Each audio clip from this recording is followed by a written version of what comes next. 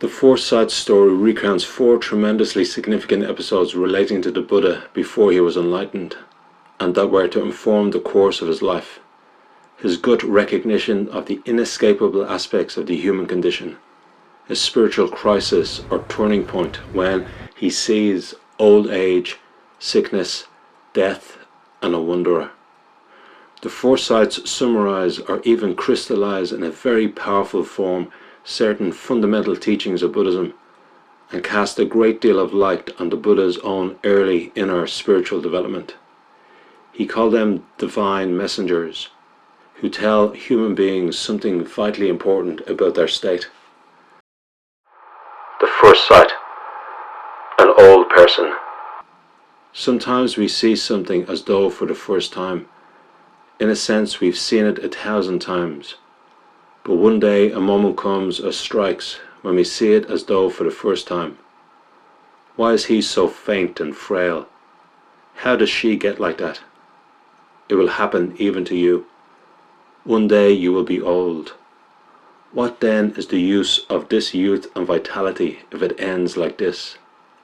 Old age it is called, that which has broken him and her down, the murderer of beauty, the ruin of vigour, the birthplace of sorrow, the grave of pleasure, the destroyer of memory, the enemy of the senses, brokenness of teeth, greyness of hair, wrinkling of skin, decline of life, weakness of faculties.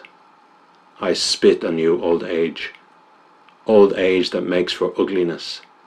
The bodily image, so charming, is trampled by old age. Even those who have lived 100 are headed all to an end in death, which spares no one, which tramples all. The Second Sight, a sick and diseased person.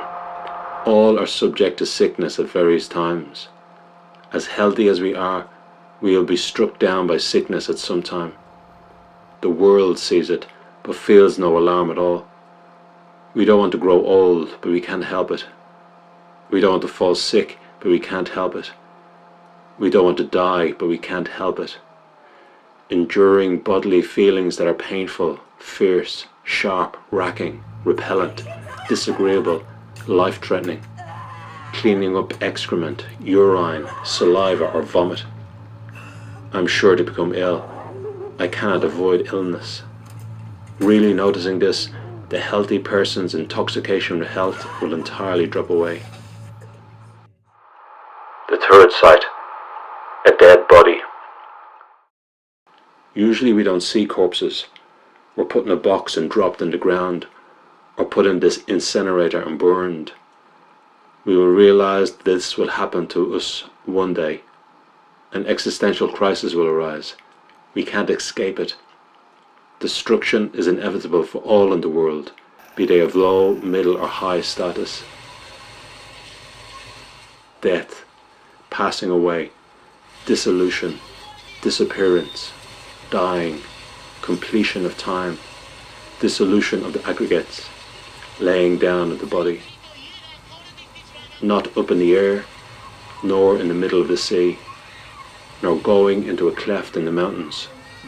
Nowhere on earth is a spot to be found where you can stay and not succumb to death. What is it all about? All this running around, seeking pleasure, pushing away what you don't want. People flopping around like fish in water that is too shallow. What on earth is it that people spend all their time doing?